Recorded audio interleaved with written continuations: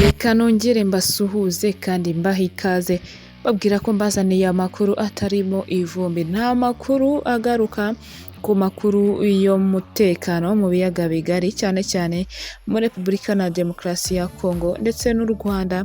Ni igihugu kitabanye neza n'ibihugu byinshi ariko cyane cyane u Rwanda kikaba igihugu gicumbikiye umutwe w'abasize bakoze jenoside mu Rwanda abazwi nka FDLR. Si uyu mutwe gusa dore ko kino gihugu cya Kongo kibitse imitwe myinshi irimo Mai Mai, FDLR ndetse n'uwa M23 uhanganye n'iyi leta ya Kongo. Amakuru njyewe nkuzaniye rero ni amakuru agezweho agaruka ku ibaruwa ndende yanditswe na FDLR yandikiwe Perezida Lourenco. Uno mutwe ukaba wasabaga Lourenco guhuza uyu mutwe n'u Rwanda, ibintu u Rwanda rutakora, ariko uno mutwe ukaba waje kuva ku izima ukavuga ko bibaye byiza ngo babahuza n'igihugu cy'u Rwanda ngo bakagira byinshi baganira. N'abanyarwanda rero bibera hariya mu mashyamba ya Kongo aho bahora bingirwa na leta y'u Rwanda basabwa gushyira imbunda hasi bagataha mu rwababyaye aho kwirwa babundabunda mu mashyamba. Niba utarakora subscribe, ukora subscribe kugira ngo wumve ni ibiki bikubiye muri ino baruwa y'izi nyeshyamba, ese ni iki zirimo gusaba. Umutwe w'inyeshyamba za FDLR ugizwe n'abasize bakoze jenoside mu Rwanda wandikiye Perezida wa Angola Joao Lourenco umusaba kuwukorera ubuhuza n'u Rwanda. Aya makuru asa nk'ayatinze kujya hanze kuko uyu mutwe wandikiye iyi baruwa Perezida wa Angola ku 22 Ukwakira 2024. Ngo kugeza ubu ntiharamenyekana umwanzuro wa Perezida Lourenco, cyakoze leta y'u Rwanda yakunze gusaba abagize FDLR gutahuka ndetse kuva muri 2001 abarenga 200 bahoze muri uyu mutwe wa FDLR bamaze kugaruka mu gihugu cyabo ndetse banasubizwa mu buzima busanzwe. FDLR yasabye imishyikirano mu gihe u Rwanda na RDC byamaze kwemeranya kuri gahunda yo kuyisenya, nubwo u Rwanda rushidikanya ko Kinshasa izayishyira mu bikorwa bijyanye no kuba uyu mutwe usanzwe ufitanye imikoranire n'ingabo za Kongo FARDC.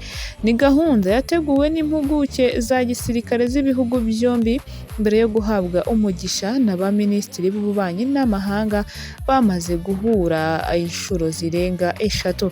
Ingingo yo gusenya FDLR byitezwe ko ishobora no kuzaganirwaho na Perezida Felix Tshisekedi Antoine wa Repubulika na Demokarasi ya Kongo ndetse na Perezida w'igihugu cy'u Rwanda, ubwo kuwa 15 Ukuboza bazaba bahurira mu nama izabera i Rwanda. Ni nyuma y'inama yari imaze nabwo iminsi iri kubera Arusha muri Tanzania. Nabasezeranije ko iyi nkuru ndaza kuyibabwira nkayigarukaho byinshi, ngira ngo urabyumvishe aho umutwe wa FDLR urimo kuba usaba kugirana ibiganiro n'u Rwanda. Ni umutwe rero ugizwe n'abasize bakoze jenoside mu Rwanda. Umuyobozi w'umujyi wa Goma yategetse ko abapolisi n'abasirikare bambaye imyenda y'akazi batemerewe kuyinjirana mu tubari ngo bajye kunywa agasembuye. Twiruka cyane mu yandi makuru agezweho, ngira ngo ndare nkubwiye maze tuzongere guhura ejo. Aya makuru agezweho nuko umuhanzi Kid yashyize hanze amashusho y'indirimbo yakoranye na Zio Trump bise Apana, akaba amashusho yamaze kugera hanze. Ikindi nuko amakuru yandi agezweho nuko Perezida wa Kenya William Ruto uherutse gutorerwa kuyobora East African Community yasuye Uhuru Kenyatta mu rugendo rwe i Gatundu baganira ku bibazo bigamije ibibazo bigamije kwiga ku mutekano uri mu karere. William Ruto yasimbuye Kenyatta ku butegetsi muri 2022 Nzeri nibwo yamusimbuye ku ntebe isumba izindi hariya muri Kenya. Ikindi wamenya mu makuru agezweho nuko ibiro bya perezida w'Uburusiya Vladimir Putin byamaze gutangaza ko iki gihugu cyahaye ubuhungiro uwari perezida wa Syria Bashar al-Assad ku itegeko ry'uyu mugabo w'umunyagitugu. Akaba ari ibyamaze gutangaza iyi nkuru aba ari perezidanse y'Uburusiya. Naho nk'uko amakuru yagiye akomeza kubigarukaho natwe twigeze kubikomozaho, ibitangazamakuru birimo kuvuga ko muri Kenya hatakibereye CHAN.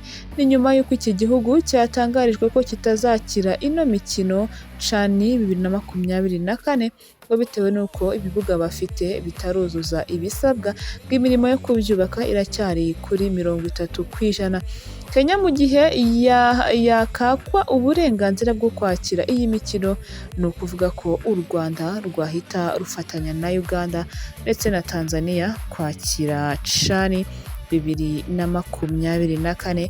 Byaba ari ibirori by'akataraboneka, byaba ari ibyishimo, byaba ari amahirwe akomeye ku gihugu nk'u Rwanda kwakira CHAN 2024. Ikindi nuko wa mukobwa wamamaye nka Jackie yamaze kurekurwa inyuma y'uko urwego rw'ubugenzacyaha RIB rwari rwatangaje ko rwamutaye muri yombi. Ikindi nuko umuhanzi Israel Mbonyi akomeje kugutumira mu gitaramo kizaba tariki ya 25 Ukuboza 2025 ndetse akwibutsa ko amatike ari mbarwa, amatike agiye gushirika. Nkushimire cyane kandi nkubwire ko wahisemo neza kumva amakuru yacu buri munsi ukabyumvira kuri Brando TV. Amahoro y'Imana akomeze kubana nawe. Shalom shalom.